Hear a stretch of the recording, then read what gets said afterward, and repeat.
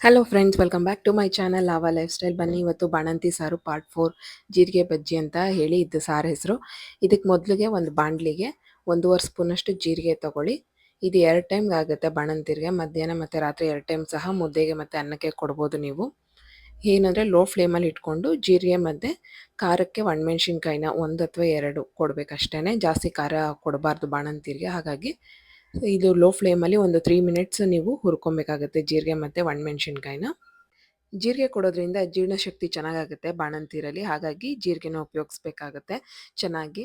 ಅದಾದಮೇಲೆ 1 ಹಿಡಿಯಷ್ಟು ಕೊಬ್ಬರಿನ ಇಲ್ಲಿ ಹಾಕ್ಕೋತಾ ಇದ್ದೀವಿ. ಇದನ್ನು ಮಿಕ್ಸಿ ಜಾರ್ಗೆ ಆ್ಯಡ್ ಮಾಡ್ಕೊಳ್ಳಿ. ಹಾಗೆ ಬೆಳ್ಳುಳ್ಳಿನಲ್ಲಿ 1 ಬೆಳ್ಳುಳ್ಳಿಲಿ ಅರ್ಧ ಬೆಳ್ಳುಳ್ಳಿಯಷ್ಟು ಇಲ್ಲಿ ರುಬ್ಬಕ್ಕೆ ಹಾಕ್ಕೋತೀವಿ. ಇನ್ನು ಅರ್ಧ ಒಗ್ಗರಣೆಗೆ ತೋರಿಸ್ತೀನಿ ನಾನು ಹೇಗೆ ಹಾಕ್ಕೋಬೇಕು ಅಂತ ಹೇಳಿ. ಈಗ ಇದ್ರ ಜೊತೆಗೆ ಕರ್ಬೇವಿನ ಸೊಪ್ಪು ಹೆಚ್ಚಾಗಿ 1 ಹಿಡಿಯಷ್ಟು ಹಾಕ್ಕೊಳ್ಳಿ. ಏಕೆಂದರೆ ಬಾಣಂತಿಯರಲ್ಲಿ ನಾವು ಸಾಮಾನ್ಯ ಹೇರ್ ಲಾಸ್ನ ನೋಡ್ತಿರ್ತೀವಲ್ಲ, ಹಾಗಾಗಿ ಕರ್ಬೇವಿನ ಸೊಪ್ಪು 1 ಹಿಡಿಯಷ್ಟು ಹಾಕ್ಕೊಂಡ್ರೆ ತುಂಬ ಒಳ್ಳೆಯದು. ಅದಾದಮೇಲೆ ಮಗುಗೆ ಕಣ್ಣಿನ ಮತ್ತು ಕೂದಲಿನ ಆರೋಗ್ಯಕ್ಕೂ ಸಹ ಒಳ್ಳೆಯದು. ಅದಾದಮೇಲೆ ಕೊತ್ತಂಬರಿ ಸೊಪ್ಪು 1 ಕಡ್ಡಿ ಹಾಕಿದ್ರೆ ಸಾಕು. 1 ಕಡ್ಡಿನ ಮುರಿದ್ಬಿಟ್ಟು ಹಾಕ್ಕೊಳ್ಳಿ ರುಬ್ಬಕ್ಕೆ. ಅಷ್ಟರಲ್ಲಿ ಜೀರಿಗೆ ಮತ್ತು ಒಣಮೆಣ್ಸಿನ್ಕಾಯಿ ಹುರಿದಾಗಿರುತ್ತೆ, ಅದನ್ನು ಸಹ ಇಲ್ಲಿ ನಾವು ಮಿಕ್ಸಿ ಜಾರ್ಗೆ ಸೇರಿಸ್ಕೊತಾ ಇದ್ದೀವಿ. ಈಗ ಇದಕ್ಕೆ 1 ಗ್ಲಾಸಷ್ಟು ನೀರು ಹಾಕ್ಕೊಂಡು ಚೆನ್ನಾಗಿ ರುಬ್ಕೊಳ್ಳಿ. ನುಣ್ಣಗೆ ರುಬ್ಕೋಬೇಕಾಗತ್ತೆ ಇದನ್ನು. ಈಗ ನಾವು ಒಗ್ಗರಣೆಗೆ ಹೇಗೆ ಮಾಡ್ಕೋಬೇಕು ಅಂತ ನೋಡೋಣ. ತಿರ್ಗಾ ಸ್ಟವ್ ಹಚ್ಚಿ ಅದೇ ಬಾಣಲಿಲಿ 1 ಸ್ಪೂನಷ್ಟು ತುಪ್ಪ ಹಾಕ್ಕೊಳ್ಳಿ. ಬಾಣಂತಿರಿಗೆ ಯಾವಾಗಲೂ ತುಪ್ಪದ ಒಗ್ಗರಣೆಲೇ ಕೊಡಬೇಕು, ಎಣ್ಣೆ ಯೂಸ್ ಮಾಡಬಾರ್ದು. ಇದು ಮನೇಲೇ ಮಾಡಿರೋಂಥ ತುಪ್ಪ. ಏನಾದ್ರು ಮನೇಲೇ ಮಾಡಿದ್ರೆ ತುಪ್ಪ ಇನ್ನೂ ಒಳ್ಳೆಯದು. ಈಗ ಇಲ್ಲಿ ತುಪ್ಪ ಕಾಯ್ದಿದೆ. ಕಾಯ್ದಿರೋಂಥ ತುಪ್ಪಕ್ಕೆ ನಾವಿಲ್ಲಿ ಸಾಸಿವೆನ ಹಾಕ್ಕೋತಾ ಇದ್ದೀವಿ.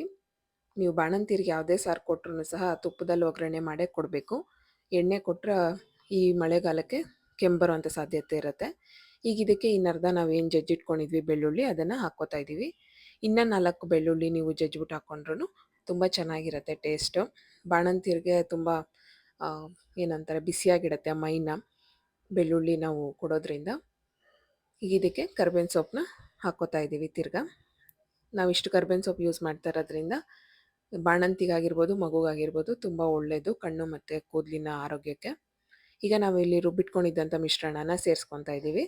ಈಗ ಏನು ರುಬ್ಬಿಟ್ಕೊಂಡಿದ್ವಲ್ಲ ಮಿಶ್ರಣನ, ಅದನ್ನು ಒಗ್ಗರಣೆಯಲ್ಲಿ ಚೆನ್ನಾಗಿ ಒಂದ್ಸತಿ ಬಾಡಿಸ್ಕೊಳ್ಳೋಣ. ಆವಾಗ ಹಸಿ ವಾಸನೆ ಎಲ್ಲ ಹೋಗುತ್ತೆ, ಚೆನ್ನಾಗಾಗುತ್ತೆ. ಇದೇ ರೀತಿ ಹೆಚ್ಚಿನ ಬಾಣಂತಿ ಸಾರಿಗೆ ನಮ್ಮ ಚಾನಲ್ನ ಸಬ್ಸ್ಕ್ರೈಬ್ ಮಾಡ್ಕೊಳ್ಳೋದು ಮರಿಬೇಡಿ. ನೆಕ್ಸ್ಟ್ ಪಾರ್ಟು ನಿಮಗೆ ನೋಟಿಫಿಕೇಷನ್ ಬರುತ್ತೆ. ಇದಾದಮೇಲೆ ನಾವು ಜಾರನ್ನ ತೊಳೆದ್ಬಿಟ್ಟು ಅದೇ ನೀರನ್ನ ಸೇರಿಸ್ಕೊಳ್ಳೋಣ. ಇಲ್ಲಿ ಎಕ್ಸ್ಟ್ರಾ ನೀರಿನ ಅವಶ್ಯಕತೆ ಇರೋದಿಲ್ಲ, ಹಾಗಾಗಿ ನಾವೇನು ಮಿಕ್ಸಿ ಜಾರ್ ತೊಳೆದಿರ್ತೀವಿ ಅದರದ್ದೇ ನೀರು ಸಾಕಾಗುತ್ತೆ. ಮೊದಲೇ ಹೇಳ್ದಂಗೆ ಇದು ಬಾಣಂತಿರಿಗೆ 2 ಟೈಮ್ಗೆ ಸಾಕಾಗುತ್ತೆ ಈ ಸಾರು.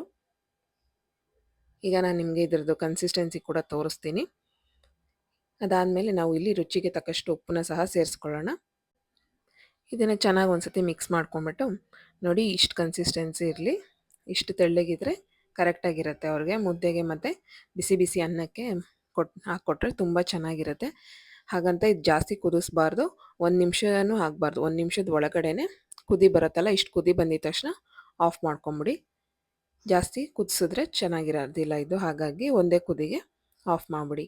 ಇದೇ ರೀತಿ ಹೆಚ್ಚಿನ ಬಾಣಂತಿ ಸಾರು ವೀಡಿಯೋಸ್ಗೆ ನಮ್ಮ ಚಾನಲ್ನ ಸಬ್ಸ್ಕ್ರೈಬ್ ಮಾಡ್ಕೊಳ್ಳೋದು ಮರಿಬೇಡಿ ಅಂತ ಹೇಳ್ತಾ, see you in the next vlog friends. Thank you for watching. ಇಷ್ಟ ಆದರೆ ಲೈಕ್ ಮಾಡಿಬಿಡಿ, ಹಾಗೆ ಕಮೆಂಟ್ ಮಾಡಿ.